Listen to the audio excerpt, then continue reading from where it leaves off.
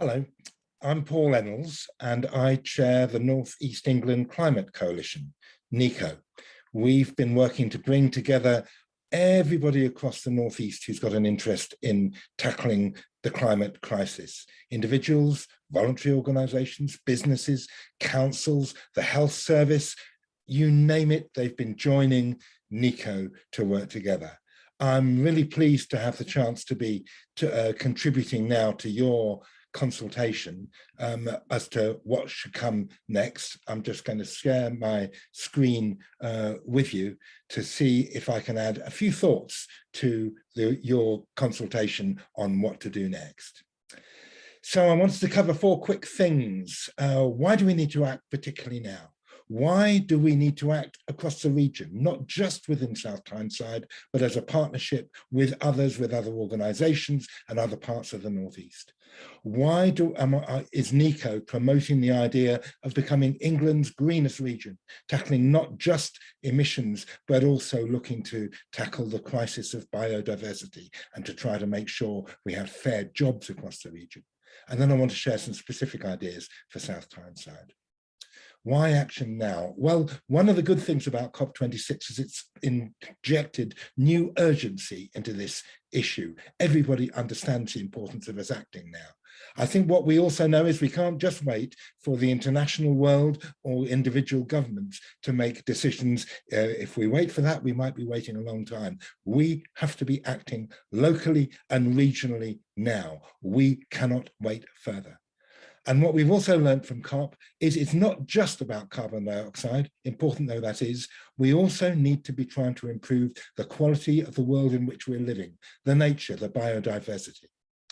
What we've also learned this last year from COVID-19 is even the impossible can be made possible quite quickly. Things can change fast if we recognise that we are in a crisis, and by God, we are in a climate crisis.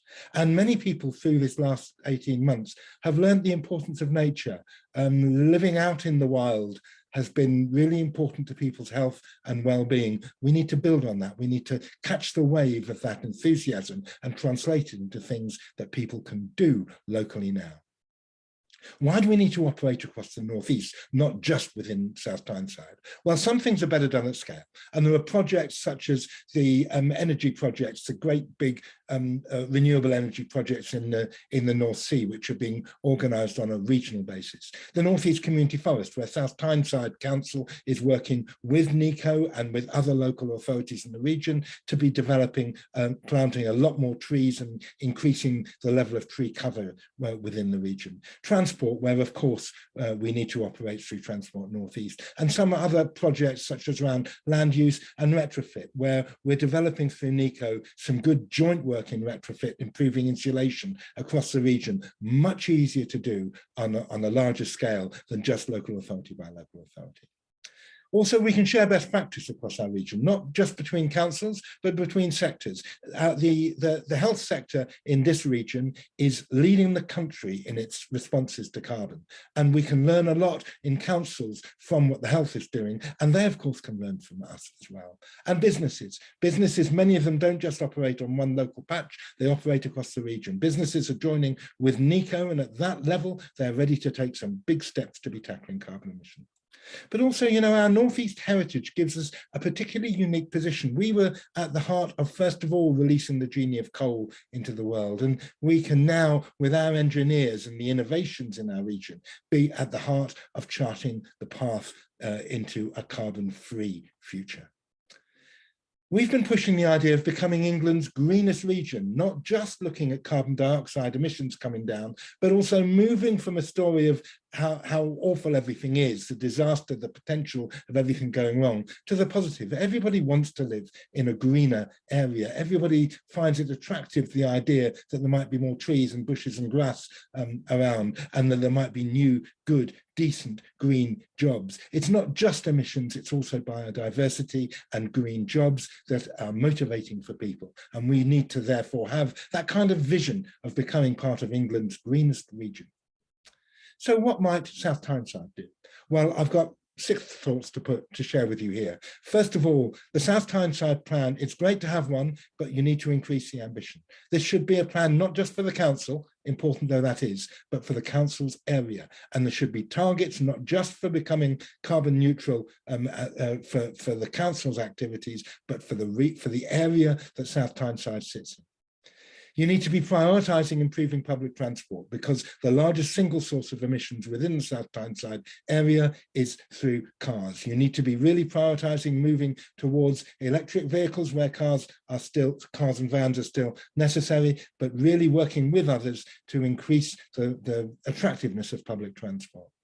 You need to be thinking further about encouraging biodiversity. I'm really glad that the council is a partner within the North East Community Forest, but your ambitions need to be greater. You need to be thinking about planting many more trees than are in the current plan. And businesses and voluntary organisations and individuals should be thinking about how they can release some of their own land to be planting trees and bushes and orchards.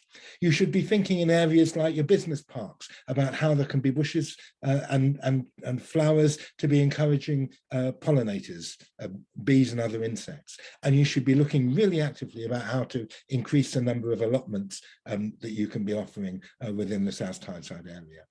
You should be supporting local businesses in their move towards net zero. Many of them are really leading the way here, and you can be helping them as a council.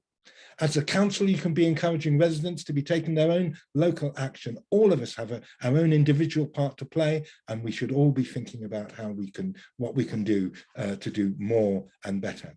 And energy, we can be doing a lot to move to renewable sources of energy. We could be putting solar panels on every school roof and every building. We should be moving much more rapidly than currently planned towards moving towards LED street lighting. But there's much more you can do, much more you can find out through NEECCo. Individuals, businesses and organisations can join NEECCo, no cost, just click on the website, find your way through. Thank you very much indeed. Good luck with your consultation, and I look forward to hearing from you in the future.